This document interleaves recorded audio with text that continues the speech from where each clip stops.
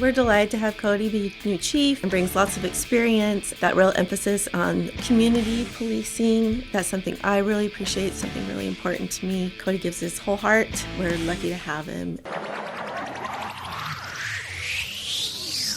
Welcome to Herrimanology, the official podcast to keep up with Herriman City. We'll take you inside the city, explore the latest news and updates, show you how your government operates, and discuss the issues that affect us all. Now, here are your hosts talking all things Herriman on Herrimanology. All right, welcome to Herrimanology. It is Thursday, May 14th. It seems like mere hours ago that we were here finishing up a city council meeting. I don't know if you got a whole lot of sleep.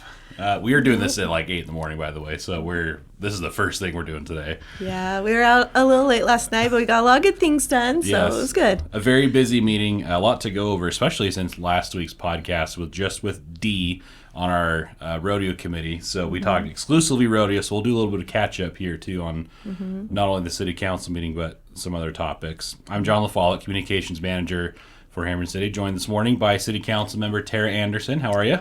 Good, yeah, doing great. You mentioned your first thing you walked in this morning that your secondary water was on at your house. Yeah, it's, we had to wait a little bit, but I'm so happy to have it now. And then also makes you think a little bit more about why it came on late. And that's because of our water conditions. And so just being a little more mindful about when and how we water to conserve this year. Yeah, and one question we had earlier this week was...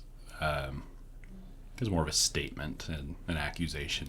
Now that I think about it, the city doesn't control that timing when the secondary water comes up from Utah Lake. There are a lot of cities who rely on that supply. So some people thought that we were stopping the secondary water supply in an effort to conserve and not letting other people make their own choices. That's not really the case. We don't control that timing. They send us a text and let us know when it's coming. So. Yeah. But yeah, now it's all in the system. It's pressurized and ready to go. So as we've said all year, please still be mindful of when you are watering.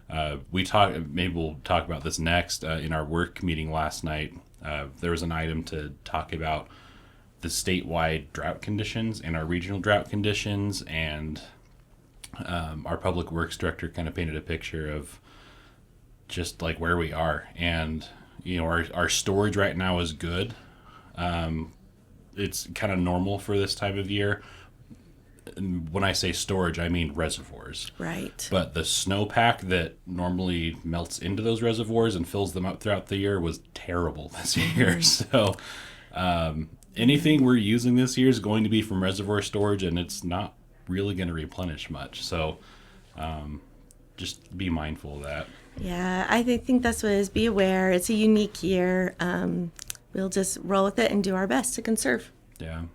There are some people who say, I'll conserve when so-and-so does. Well, that means that neither of you are. If just the people who are willing to conserve, that still makes a difference. So even if your neighbor is watering more than you think they should, or the school next door, or a church or a business or whoever, you can still make the choice to conserve, and it does make a difference. Jordan Valley Water, who we get a lot of our water from, has already mentioned there is a difference this year compared to the last few years because people are making the choice to conserve water, and it does make a difference. And then one of the things I appreciated about the presentation last night was listing off the different ways the city is going to conserve and the different things that we're going to do to be able to make sure that we're also doing our part, especially with all of the area that we maintain, to make sure that we're conserving as well, because it's just really important. Yeah. A few notes that I wanted to get to before I forgot. Because I've forgotten before, youth council this is totally switching gears, but we're just going to go with it. Youth council applications are due Friday, end of the day. Right. So not business day, but just by 11:59 p.m. Friday night. Herriman.gov/youth-council is the webpage for all the youth council information. That's something you've been really involved with. Sure, yeah. I'm one of the advisors for Youth Council. It's been really fun to get to know the youth. They're passionate, they're interested, and then it's just a great group. So we focus on service, leadership, and understanding local government. And so we meet monthly and have some field trips and bring in different people from the city to talk and explain about how local government works, and then also a chance to give back and help with our city events, do some individual service projects too. But it's open grades 9 through 12, so I encourage anyone to get the application in. It's not super hard or anything. It shouldn't take you super long, but we'd love to have you join us. There are a lot of youth council members who are repeat members from previous years, and to me that says this is a good quality experience that's worth doing over several times. Yeah. But there's always room for more, and you know, with graduating seniors, we need more kids of any of those ages to be a part of it. And it's a great thing that the city does. Yeah, that's good. Apply. Yeah. Another kind of deadline approaching. If you want to go to the rodeo, Sunday night is the last night to buy tickets before prices go up by $5 on Monday. As we mentioned last week, Saturday of the rodeo, so day 3 of 3 of the rodeo, is entirely sold out. Those tickets don't exist anymore.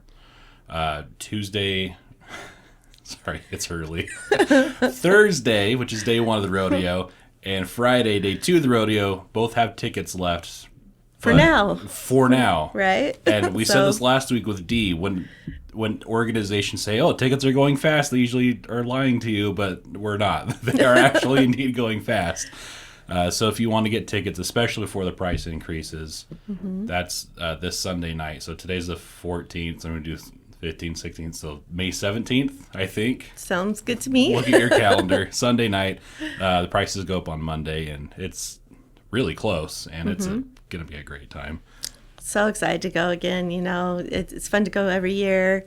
Like, we put on a great rodeo. We're so lucky. And so it's neat to have it just right here in Herriman. Yeah, great talent, great production. Our events and recreation department has been kind of leading out on that and doing an awesome job. It's going to be amazing. So if you haven't been before, if you've never been to any rodeo, this is a great one to go to. Yeah. So one other thing happening tonight, we did talk about this a little bit at the city council meeting, but an open house for a major construction project coming up. And I know you've gotten a lot of questions about this one. We've kind of hinted at it online, but we'll start putting out more information. But a major project along Rosecrest Road. So this, we always kind of reference 134th South down to Crown Rose Drive. It's actually going to start right in front of Black Ridge Elementary after school gets out, and that's on purpose. But that whole stretch of road over the next year and a half, it's a long time, will get worked on. But tonight there is an open house for anybody who's interested to come learn about the project. That starts at 6 o'clock, goes to 7:30. Sorry, this will be day 3 of staying after and doing something this week. But that'll be here at the City Hall. You can meet representatives from the city. I believe you'll be there. Yeah, I'll be there. Representatives from the Water Conservancy District too. And it'll just be a great place to find out what's going on and when. You know, this road's needed help for a while, and we put it off so that we could do a joint project instead of doing 2 projects and having the road inaccessible for longer. So I know many of you are really excited to see this road done. There will be a little bit of discomfort while it's getting done, but luckily we have good partners who can plan to work on the part in front of Butterfield while school's out. And, you know, it's just going to be a big benefit for our city to have it done. So anybody we joked last night during the work meeting that we have chiropractors in the city because of this road, which maybe isn't entirely true, but the point remains that the road's needed help for a long time. But look, government saving money by doing this joint project. Right. So we did wait a few years to do this because we knew this Jordan Valley water supply project, or this pipeline project, was coming. And then after that, we'll redo the road and what's the new phrase? Feed 2 birds with 1 scone. Oh, the less violent phrase. The less violent one. So that'll start. The work actually starts, I believe the latest update was July, and that's going to go clear until next fall of 2027. So it's going to be a bit of a headache. We're trying to get out in front of it and let you know so you can be aware and plan alternate routes as needed. But the informational open house this evening, at the City Hall, 6 to 7:30. If you're listening to this after that, you can go to harriman.gov, click on the construction projects button, and we'll have all the updates you need on there. And if you want, you can sign up for email updates on that. Yeah, so that's great. One more thing before the city council meeting recap. Last week, we missed it because we were just talking rodeo, but we had another ribbon cutting we wanted to mention for Casa Market. People were really excited about that. We put that on social media. Most of our ribbon cutting announcements are pretty positive things, and people get excited about them, and they, in terms of the likes and comments and shares and whatever, do well. But people were really fired up about this one. That's great. That was a good time. So congratulations to Casa. It seems like a great spot. It's fun to go in there and see more variety for the different kinds of businesses that we have in Herriman. But also, I know, like the meat counter, all the different products that are unique. We're just so happy to have them, happy to have the variety, and you should go check it out.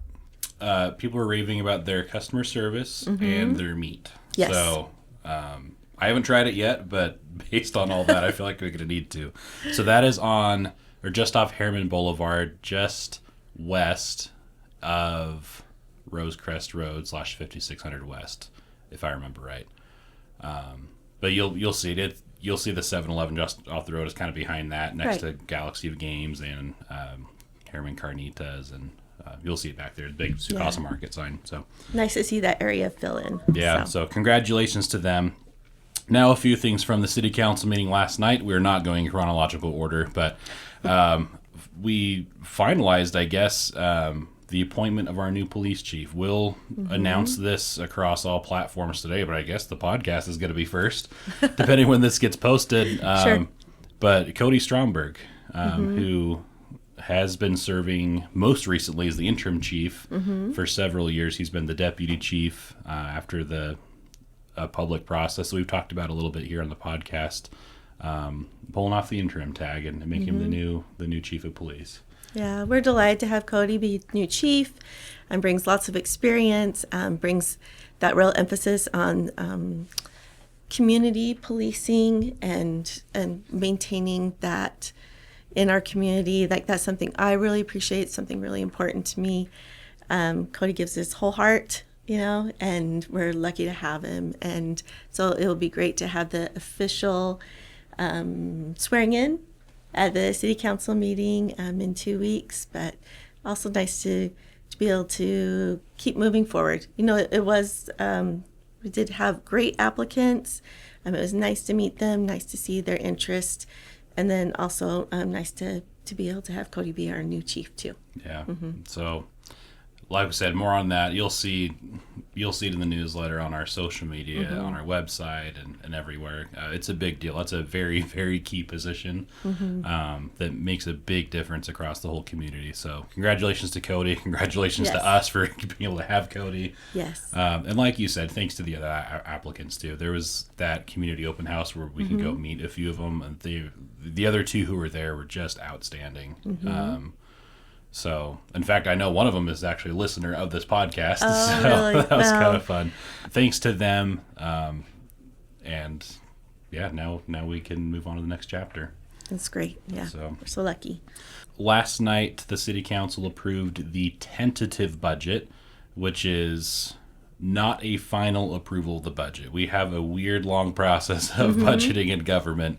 But last night the budget was approved, and now there's time for the public to, I think the normal term is public inspection. You can go look through the budget on our website, and if you have any questions or concerns, flag those. And please reach out. Yeah. I mean, was I think the original intent of lengthening this process is for more transparency, more public input.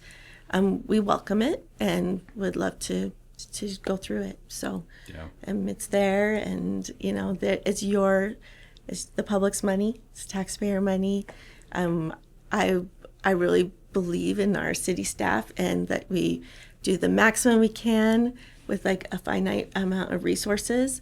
But it's good for everyone to take a look too, and to understand more about how local government works and how the budget operates. Yeah. So harriman.gov budgets. You can go Okay. find a link on there. And again, that's basically the city's official proposal to the public. Here's what we think. So that was what was approved last night. Go look through. It's long. It's a lot of spreadsheets, but this, like you said, it's our money. For anybody who lives here, it's money that we try really hard to be careful with because it's not taken willingly. That's just how government works. So we try to be good stewards and do our best, but it's always good to have extra sets of eyes on it and reach out to your city council member or the next city council meeting in 2 weeks. Come and make a comment on it or a question on it. So Yeah, please do. last thing, as I said, we're not going in chronological order here. This probably would have been more natural a couple topics ago, but we wanted to shout out the police awards banquet that happened Tuesday night. It feels like a month ago. It was 2 days ago, day and a half ago. Anyway, you were there. What was your experience? What were your thoughts? As we got to hang out with the entire police department, or at least most of them, and honor a few of them. You know, it was really neat to be there with everyone and with their significant others, like someone important to them in their life. And then also just to hear the awards and some of the context around the awards, like the explanation about why they were getting the award. And we just have an amazing police force.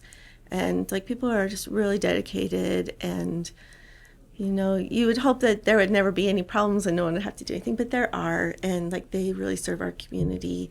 So really nice to be there. Like a really lovely evening to honor them.